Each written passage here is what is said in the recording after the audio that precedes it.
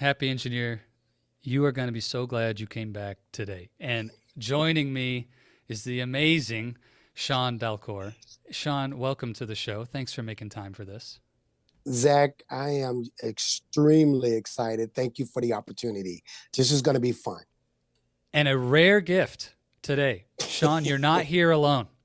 Not at We all. have on the call as well, Keshia's here. This is your unbelievably, probably even more amazing in every way than you can bring today. Your daughter Keshia is here. Keshia, thanks for joining us. This is amazing. Thank you so much for having me. I'm super excited to be a part of this. Thank you. Welcome to you both. And Shawn, before we hit record today, you started into a story and I cut you off and I said, hold on, we need to share starting from right here. And the way you framed it was really powerful. You said, Zach, like it all begins in triumph over tragedy, triumph out of tragedy. Would you just pick up that moment? What was going on? Where are you in life? And how did that unfold? Wow, Zach, thank you. I am number 7 out of 9 children, 6 girls and 3 boys. Family, my mom and dad both are from the South. Dad, Louisiana, my mom, Mississippi, and they came as part of that great northern migration for African Americans to find work in the North.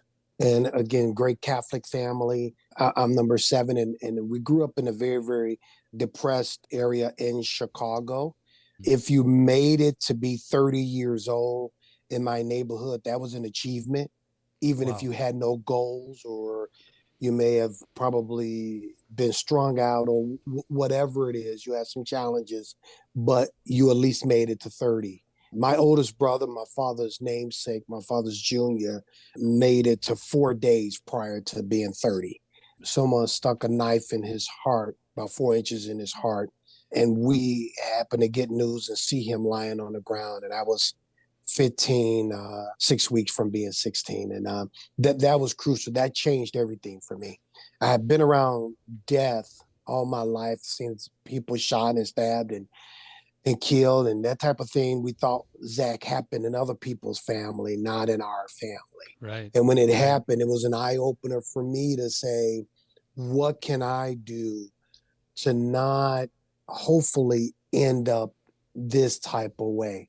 And the only thing I knew, which is what my parents had instilled in all 9 of us, is education. So my road from that got more serious in terms of what I want to do in my life and what I want to do post high school. So Shawn, let me make sure I'm tracking. This is a heavy story. This was your uncle? My brother. This is your brother. My brother. Your brother my with father's dad's namesake. Okay, Yes, okay. yeah. And The how old? firstborn of the 9. Okay, my goodness. And you said he was almost 30.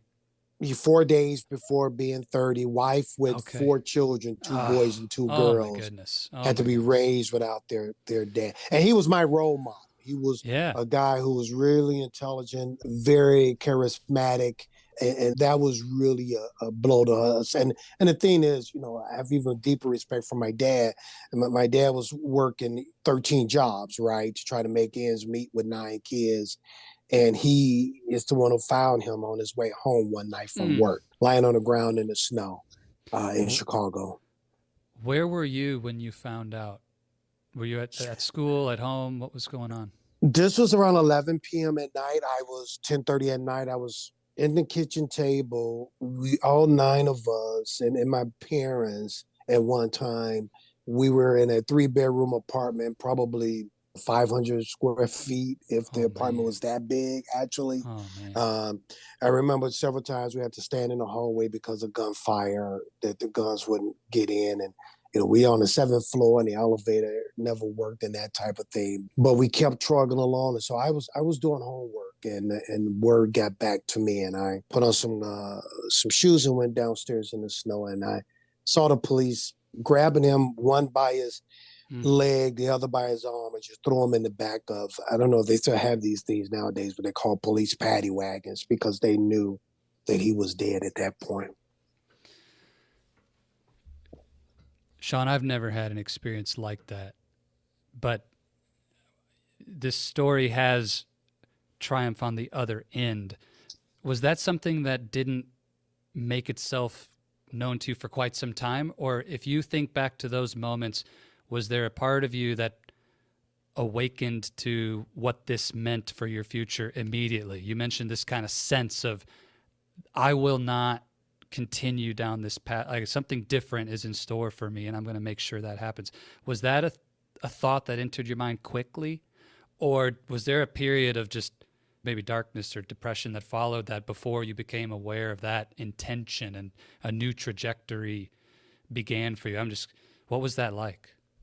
It was immediate for me. Mm. And the seeds had already been planted. My parents were, again, huge in education. They worked hard. My dad had a third grade education. My mom did have a 12th grade education, but they believe in Catholic schools because the schools in our neighborhood, the public schools, were not up to par. We were 4, 5, 6, 7 volumes behind in books and those things from a public school perspective. And my dad really believed in Catholicism and that type of education. So he worked double shift, triple shifts to keep food on the table and sent all 9 of us to Catholic grammar schools and Catholic high schools. And even during the summers, he would go and, as a job, clean up the schools during summer break to pay for the tuition that we owed prior to that we couldn't pay, just to get us ready to go back in the fall. So when that happened, it was immediate. And if I could share this real quickly too, Zach, Please. it was my love for my parents, to see them go through that type of pain. Yes. Was really devastating to me, in particular my mother. For my father to have to come up to the house and tell my mother that their firstborn child, that the person who made them parents, had been killed like that, that was devastating. I remember, and Keshia have heard this story before about our grandfather, but I remember it took us at least 3 days, if not more, for my father to wash his hands because he had some remnants of my brother's blood on his hand, because that's all he had left of his oldest child. So he didn't, and it really gave me a great analogy.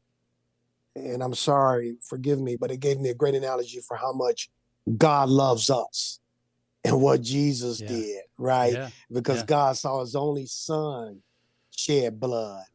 And I Yes. remembering my dad who would say he didn't want to wash his hands. You don't need to apologize for that. Shawn, I want to thank you for just being so open about that story. I mean, it kind of, I feel myself pushing back tears, just the impact of that. And if someone is going through or has experienced a moment like that, what would be your word for them? What would you say, having come through something like that and taking tragedy as a moment of inflection toward triumph? What encouragement would you have for somebody if maybe there's a real tragedy in their life right now? I love the way you posed the question, and I'm going to steal my answer from the way you posed the question, and that is, it is a moment. And let's not define our lives because of the moment that we happen to have found ourselves in. This is why it's crucial for me. It's crucial that we give back to our community, because we're not the only ones who are going through some less than desirable moments. And our goal is to give back to a community to say, we've gone through these moments. These moments have made us stronger, but we're not going to let this moment define us. We go through this where we look at an obituary and we say, here's the birth date and here's the death date. And in between the birth and the death date, 9 out of 10 times on the obituary, is a dash. And life is a dash. So that moment is a little bit of your dash. So what's crucial is, what are you doing in your dash? How is your dash making a difference? How are you not letting the pieces of your dash define you to keep you down rather than build you up? I'm this old, stubborn donkey in Africa, right? Who said his owner came and said, "Hey, you're getting too old. We don't need you anymore, donkey," and threw him down a hole. And then all the villagers just happened to be the hole where they put their trash at. And all the villagers kept throwing trash on his donkey. And his donkeys didn't understand. I've been so great to my owner. Now I'm old. He just want to put me in this hole to die. But the donkey soon remember that, you know what? If I take the trash that they're throwing on my back and shake it off of me and put it under my feet, chances are the trash is going to help me go up and up. And now what came to bury me now is what liberated me. Wow. And I'm just that donkey. That's an amazing metaphor. Powerful story. So Shawn, coming off of that, you got a lot of ground to cover on your life story and what that trajectory meant for you. So you embraced this legacy of education, and we could not give enough gratitude to your parents for doing whatever it takes to enable that for you. And what a tremendous generational transformation to be a part of. We could probably spend the whole rest of our time talking about what they brought to you in that way, but you leaned into education. And tell us just kind of the quick version of how you stumbled into engineering and technology and these things, and kind of when that part of your life began. Zach, I could tell you this if you promise not to laugh at me. If you promise not to laugh at me. Shawn, let me promise you this. If I laugh, it's going to be a laughter of love, man. It's going to be a laughter of love. That's all I can say. I can't promise anything. I got interested, and I think Keshia's heard this a million times, but I've gotten interested in engineering because of curiosity. I was always curious, and no one could answer this for me growing up.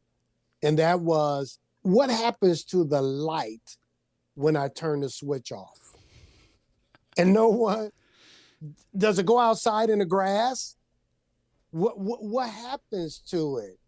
And I didn't know until in school, posing some questions like this. One of the instructors said, "Shawn, that's engineering.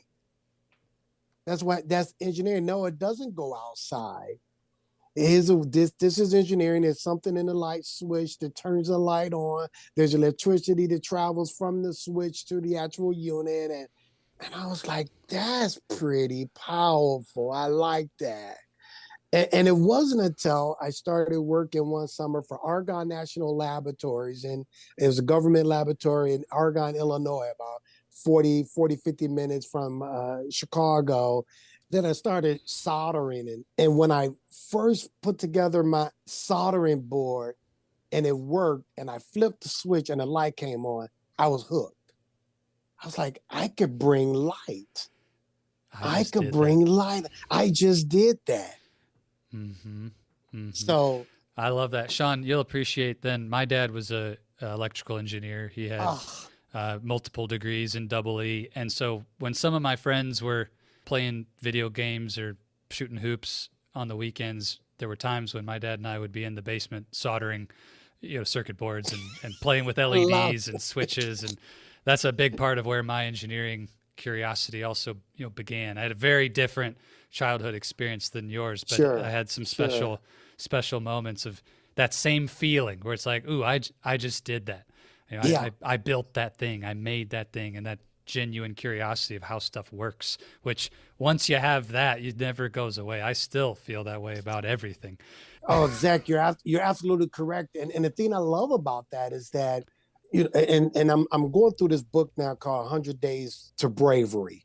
And every day the author gives you 2 pages of what can you do today to make you braver than you were yesterday? Because my endeavor daily is to be a better version of Shawn than I was yesterday in a plethora of ways, right? A multiplicity of ways. So one of those are taking small steps and saying that you're already working in, for lack of better terms, your calling. My calling is to shed light.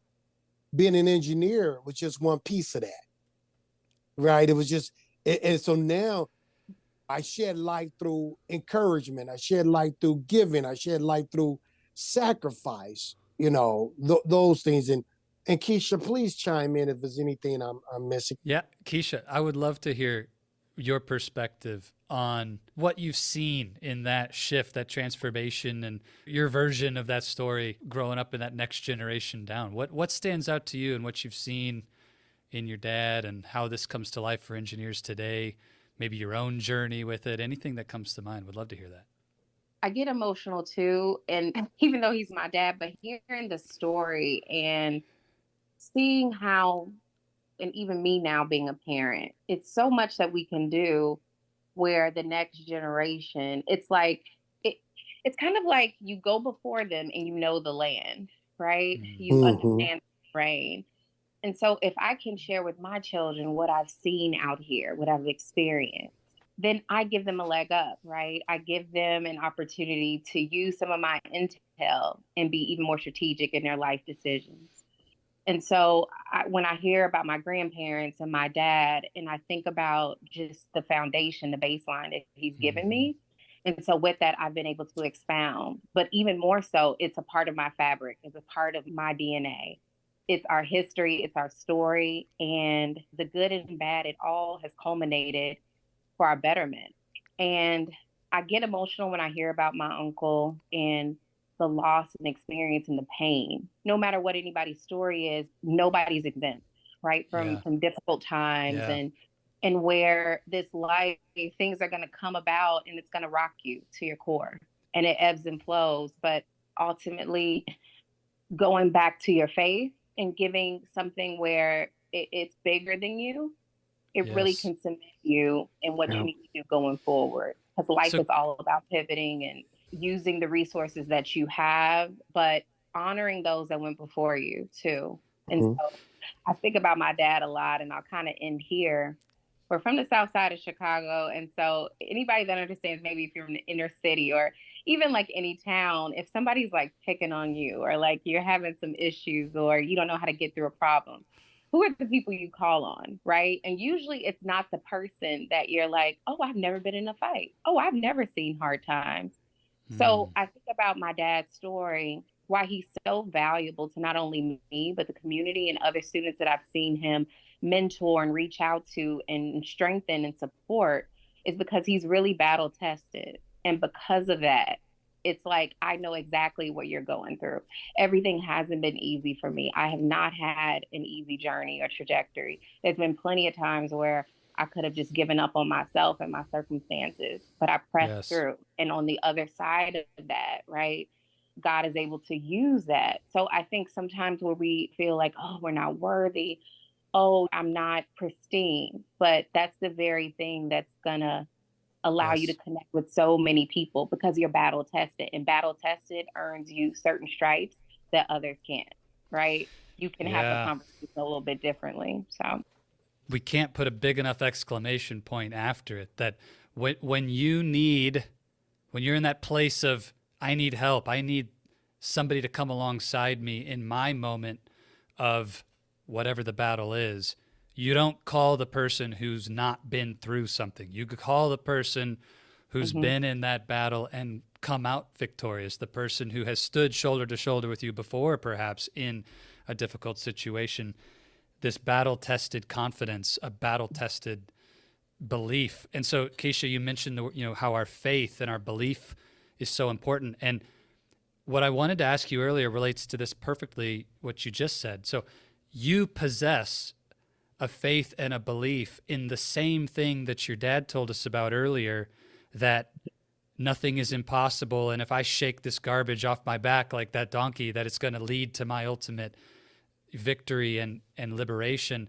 But you didn't go through the same thing that your dad did. Shawn saw his brother in the snow. You heard that story, but you still possess the belief. And so could you tell us, like, how does that sense of confidence in those things you have faith in work when you're not the one who went through it directly? And how would you encourage Wow. somebody? It maybe they're looking at someone else and they're like, but that's not my story. But it's really changed your life too, Keshia. So could you describe that kind of transfer of the culture of the faith? How did that happen? And how do we do that if maybe I'm hearing Shawn's story? It's like, I wish I believed the things he did. I wish I had what he had, but that's not my story. What can I do? What are your thoughts on that? It's such a great question. And Yes. I think and that's why storytelling is so important. That's why being inquisitive about your ancestors, right? Your lineage, because some of that is a part of your fabric. I learned so many things from both of my parents about my grandparents, great grandparents, different people that have come before us that are within our bloodline, right? And you start to realize like it may be new circumstances, but there's a lot of commonalities. And with that, I think good or bad or indifferent, it garners strength in knowing, in the knowing, right? The more you know, I think you could be more comfortable and accept who you are in this world and where you come from. And, my dad is an avid reader. He's already probably notated a few books. So, and seeing him do that, now I am, 38. And of course, hearing these stories, especially growing up, and you're like, oh man, that's sad. But you can imagine hearing that story maybe at 10 or 12 years old versus 38 now. And now I've lived life a little bit more. I've experienced certain things. It may not be exactly what my dad has experienced, but I'd like to mention a book that I absolutely love. It's called The Second Mountain, The Quest Mm-hmm. for Life by David That is a Brooks. And great book. so it was like life changing for me because as you go through life, right? We have this kind of first mountain where it could be disappointing and you're kind of proving yourself going through school, but it's that second mountain where it's something usually where you're completely blindsided and you have to surrender to whatever that is, whatever circumstance is happening. If you can't talk yourself way out of it, you can't intellectualize your way out of it. Yep. It completely rocks you to your core. Everybody's going to experience something like that. It could be a death. It could be, a divorce. It could be something just cataclysmic to your life. But usually that's what thrusts you to your purpose. And so I feel like I've experienced that second mountain, but everything throughout my learnings and my nurturing from my parents and my dad, they were giving me the tools. So when I was going to encounter some real valley moments in my life, I had something to turn to. Faith, my relationship with God, right? Because we're all going to turn to something, but it's like, what's in my toolbox that now I can activate? And so, there's been a lot of things, whether that's navigating my career, trying to find purposeful work. I'm also a mother to a special needs child. A lot of that journey has been just where I'm like, oh my God, I don't have the answers. And that's the very moment that God can use you, right? Because he's not going to benefit from a life that he's not needed. And I feel like through those steps, I've been able to really see what God can do and what he can do through me. And so it's now made the stories that I know from my dad's life, right? It's even the more valuable. And now I can pass that on to my children. Yeah. So good. Shawn, if we take that and now link it back, say, okay, what did that create for you in terms of your career and the way that showed up? So I'm going to give you the toughest challenge of the day so far. Would you be willing to share with us the arc of your career journey on the Cliff Notes, the speed version? In 2 minutes, what happened from your curiosity of where does the light go when you flip the switch, leading us up to what is truly an astonishing resume today? Give us that version, and maybe we'll find a couple of moments we need to double click on. But what happened? Tell us about your career. Sure.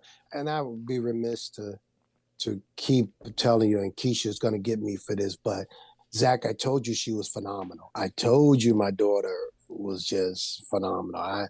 I'm sitting here looking at her like, I ain't had nothing to do with her. She is just, oh my God, she's just phenomenal. But the trajectory was immediate, as I alluded to earlier, and that was this happened in December.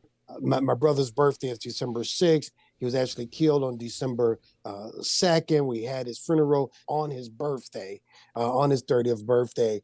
And I started after Christmas break that year. I remember like it was yesterday, and it was probably close to 50 years at this point now, 45 years. But when I completed Christmas break and went back to school, I started doing more research on what is an engineer. What is that? First of all, how do you even spell engineer?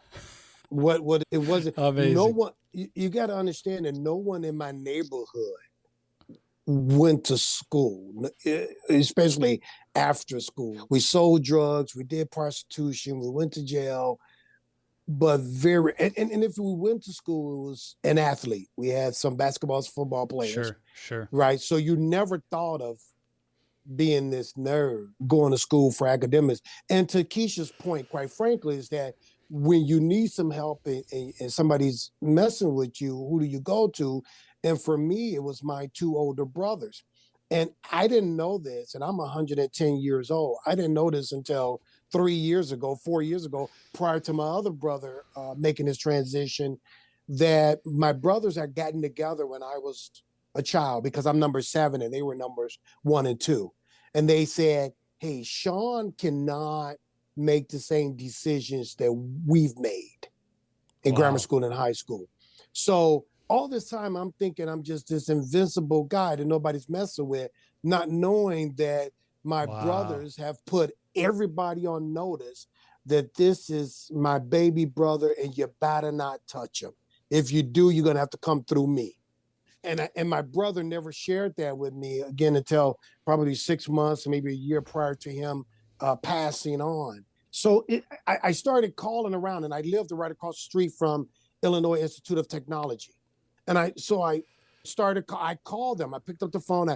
In those days, and I know people watching this, you're going to have to Google it, but we actually had yellow pages. Right. And we, in those days, Zach, I know you got to Google it, but we had the Britannica Encyclopedia. Whoa, you actually had to sift through and read through, but we didn't have a YouTube or Google or anything like that. I mean, I still remember, making one phone call. It took me 4 or 5 tries because I had a rotary phone when the phone was working, right? So so I started calling. I called IIT. I called Illinois Institute of Technology and said, my name is Shawn. I don't know what an engineer is. Are there any programs you guys have? And they said, they got me through to somebody. And finally, they said, we do. We have some programs for underprivileged Black and brown kids who has decent grades, and they come here for the summer. We pay you like it's a summer job, but you take 2 weeks of electrical engineering. You take 2 weeks of civil engineering. You take 2 weeks of mechanical engineering. You take 2 weeks of industrial engineering, and you get your feet wet on what is an engineer. Hopefully you'll come here for school. And that was between my junior and my senior year of high school. And from there, when I graduated, God opened the door, and I was able to attend there on scholarships to IIT.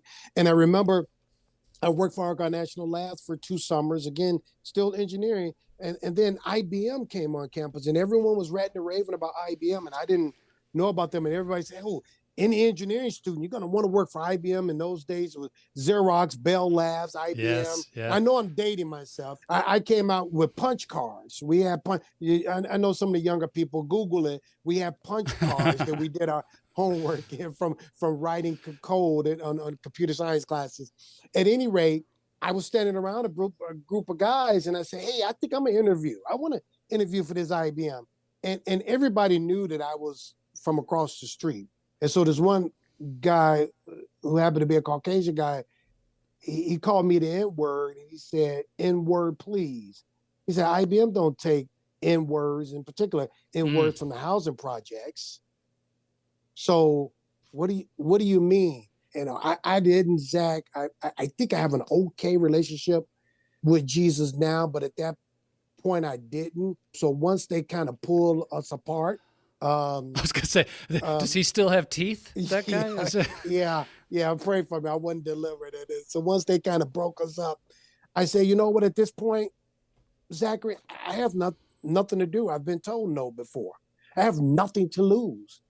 So I put together my resume, and it probably was 10 lines. There's nothing on my resume but my name.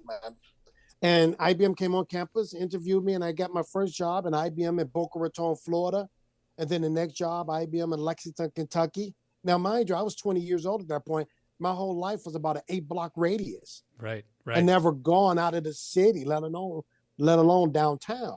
Then I went to Rochester, Minnesota, and graduated and all with IBM, and then worked for IBM in Manassas, Virginia, in the DC area for 4 years, and traveled the world. And God kept taking me from engineering to technical to sales to leadership. And I ended up, at the last job I was at, which is Verizon, responsible for $1.3 billion a year coming into Verizon through partnerships. So just kind of So give you cool. the plethora So of cool. that.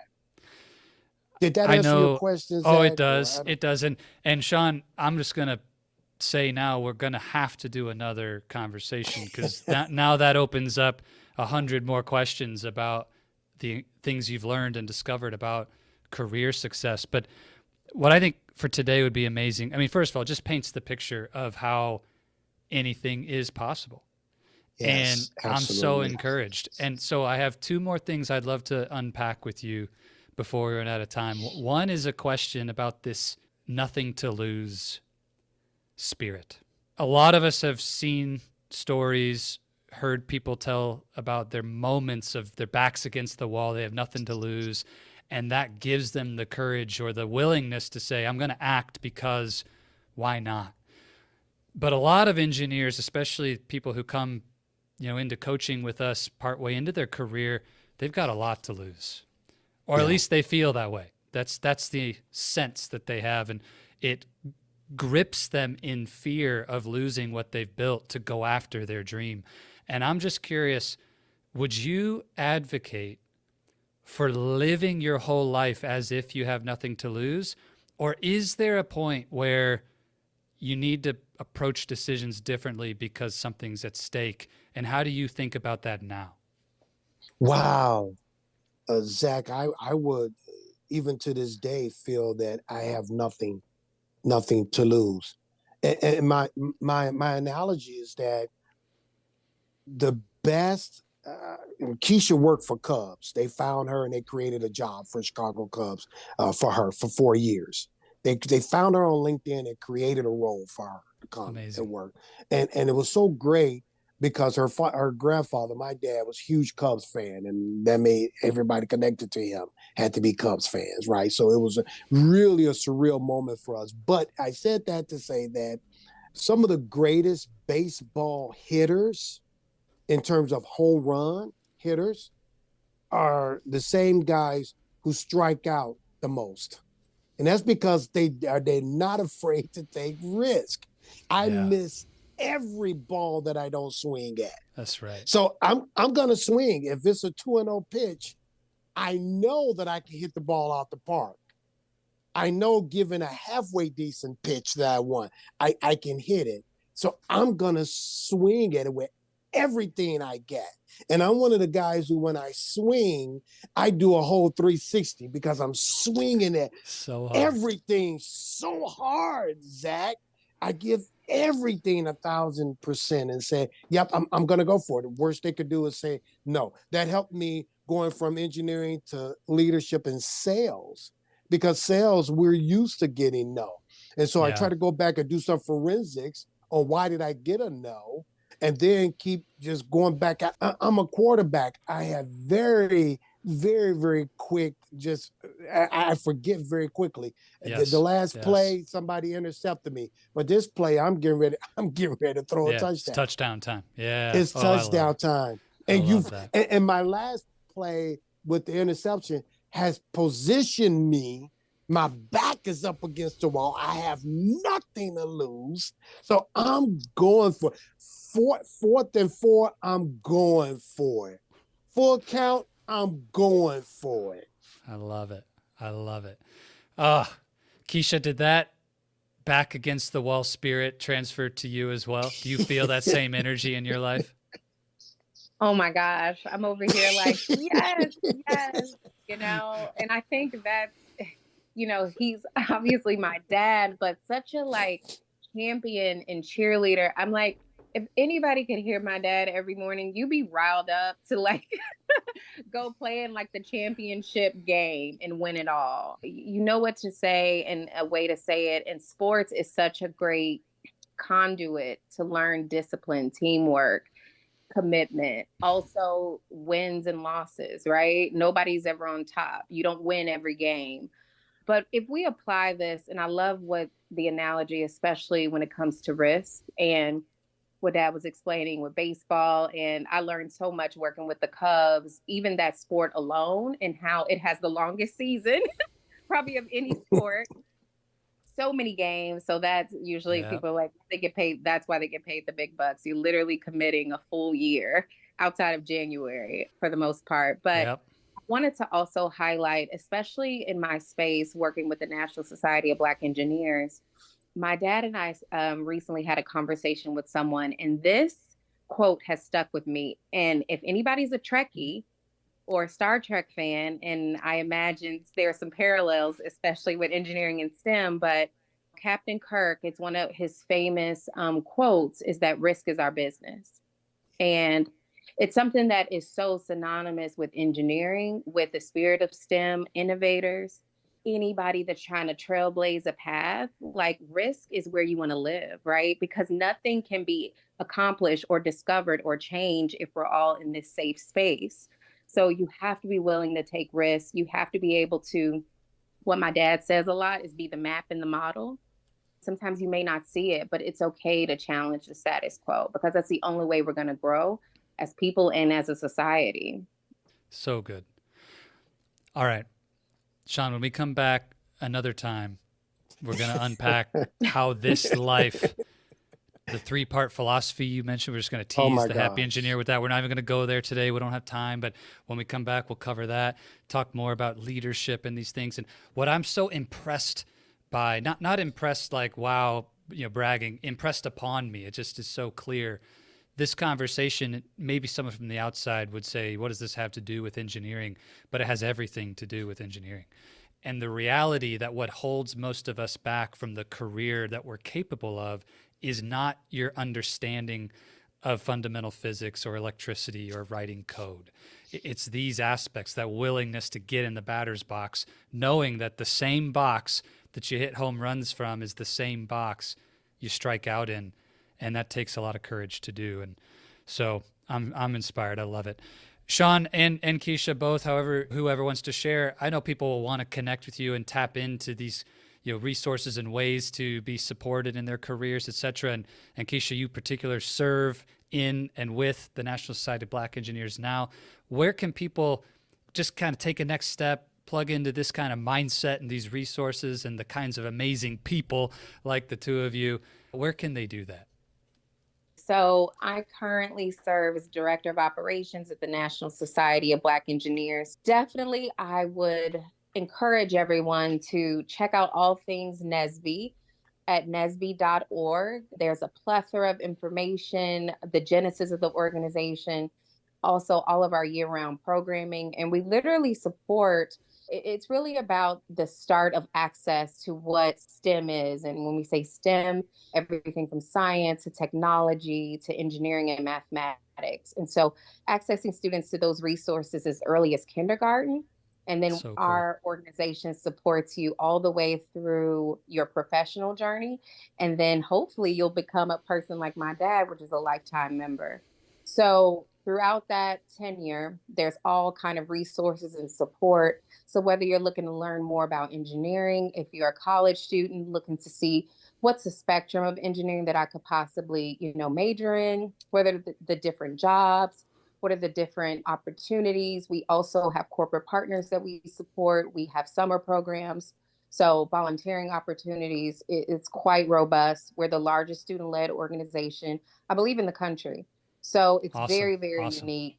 So nsbe.org, you can find out all that information there.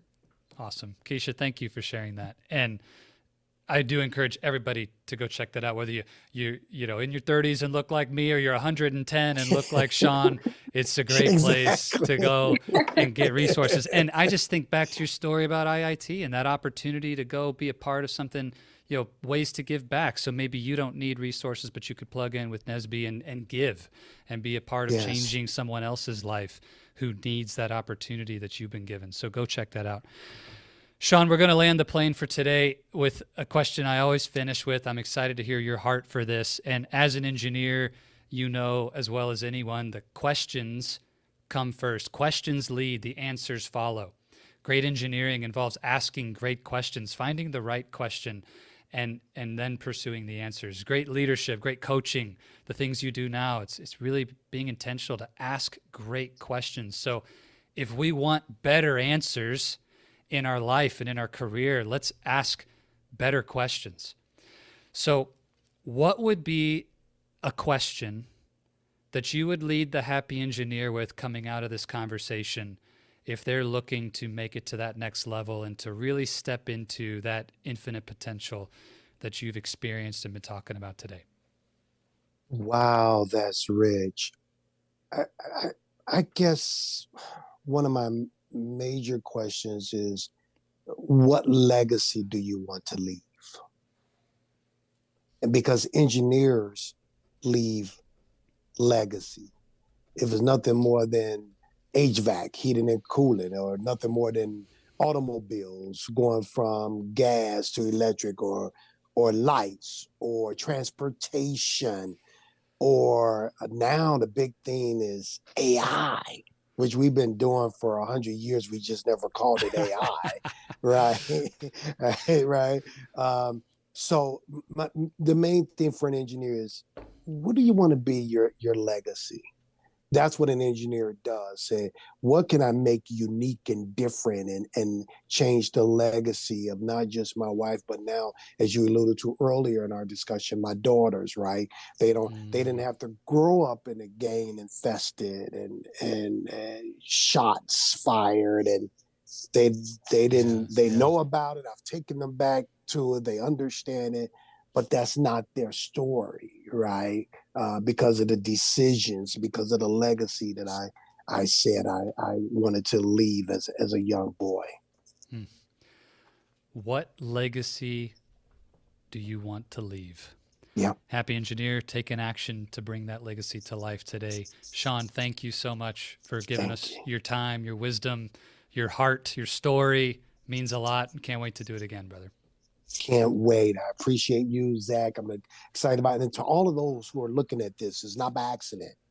It's not by accident. They have a great destiny, great purpose, nothing they can't do. Go for it. Get up and swing. Get up and swing.